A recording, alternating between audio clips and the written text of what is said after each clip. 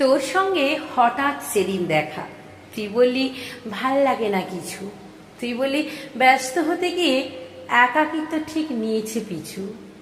তোর দেখলাম স্ট্রেটনিং কাট চুল, পিওর সিল্কটা 1,500 হবে, তোর দুঠোঁটে ম্যাট ফিনিশিং লুক, আমার চুলে পাক ধরেছে কবে।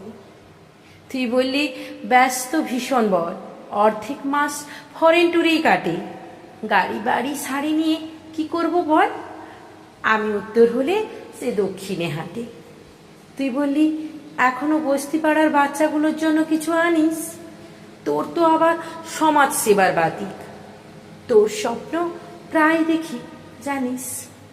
তুই বললি 1,030 মাসে হাত খরচা ঠিক পাঠিয়ে দেয়, হপিং শপিং লাফিং ক্লাবগুলো এখন আমার অবসরটা নেয়।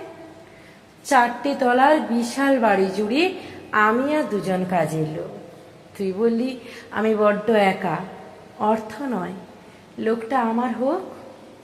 অথচ এই গাড়ি বাড়ির জন্যে তুই আর আমি দুপ্রান্তে থাকি, চোখ উপচে হাসির বিনিময়ে লক্ষ আউন্স বেদনাশ্রু ঢাকি। 5টা-6টা টিউশনি তো মোটে, 300 করে বেতন পার হেডে, টালির চাল আর 2জন বুড়ো বুড়ি, অন্ধকারের দৃষ্টি ফ্যানের ব্লেডে। 1,030 হাত খরচা নিয়ে নিঃস্ব জগৎ হাতড়ে হাতড়ে খুঁজিস। বেকার ছেলের জীবন জানা আছে, একাকিত্বের তুই কতটা বুঝিস।